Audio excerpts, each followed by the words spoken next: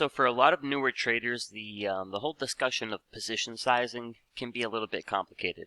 But quite frankly, it is pretty simple. So there's just a few simple guidelines and a few things I think you want to take into consideration. So my suggestion is when you are structuring your risk on a given trade, you want to do so based off of a certain percentage of your account balance. Now for me personally, on average, I like to risk about 2.5 to 5% of my account balance per trade. So this means that on any given trade, the max loss is equal to 2.5 to 5% of my account balance.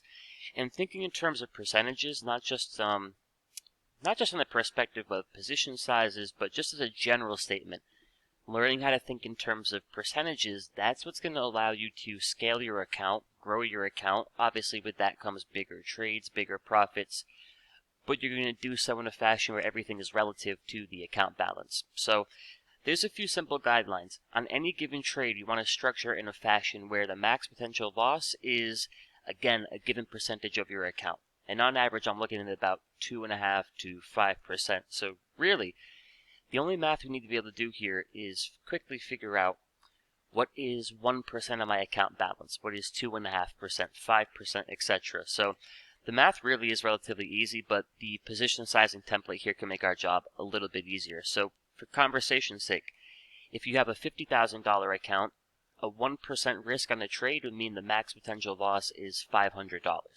You're risking that 1% of your $50,000 account. 2.5% risk would be $1,250, 5% would be $2,500. So, say I have a $200-ish thousand account. I'm thinking in terms of percentages. I'm going to risk $5,000 to $10,000 any given trade. But here's the beauty of thinking in terms of percentages. If you can learn to successfully and consistently, steadily grow your $10,000 account, taking 2.5 to 5% position sizes, when the day comes that you have a $100,000 account, it's all the same thing relative to the account balance. So let's just put it back here to 50,000, and let's go through a quick example. So let's just say that in the mastery, I send out an alert and I say, hey team, we're going to sell a put credit spread here on Home Depot, and on this trade I am risking 2.5% of my account.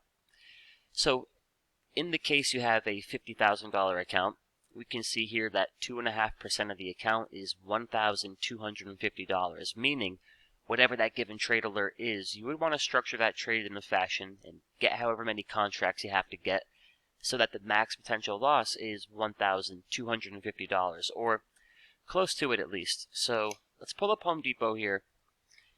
We got our squeeze, everything's looking good. So let's just say we're going to do a 325 by 320 put credit spread that expires on October 15th.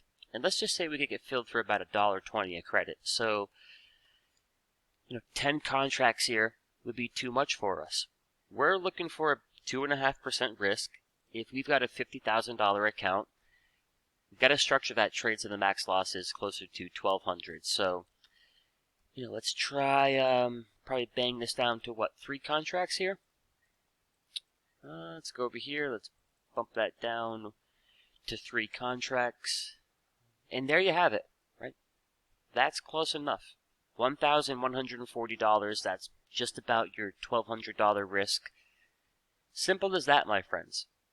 If you have a $50,000 account and you sold 3 contracts of this Home Depot put credit spread here, max loss of $1,140, there is your 2.5-ish% risk on the trade. So that really is just about how simple it should be. So let's do a few more examples here. Let's say instead we have a $10,000 account.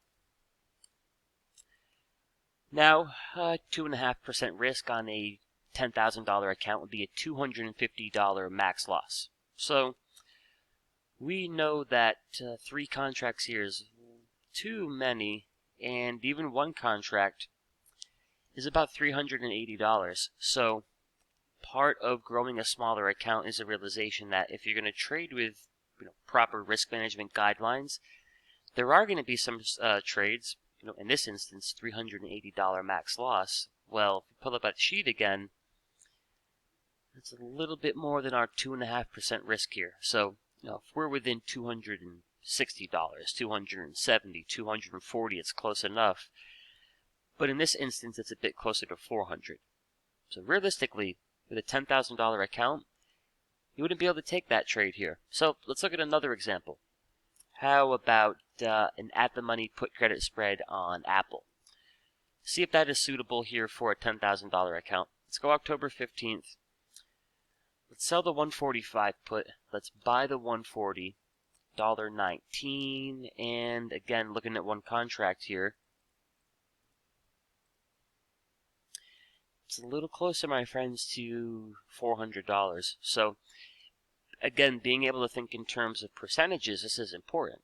Obviously, it's going to help you quickly structure your trades. However, it's also going to give you a better sense of what kinds of names do I want to focus on if I have a $10,000 account, a $5,000 account, etc. Obviously, as your account grows to $50,000 to $100,000, at that point you can basically trade just about anything. But thinking in terms of percentages, we could see here, if I got a $10,000 account, no matter how much I like Apple here, that's about a 4% risk.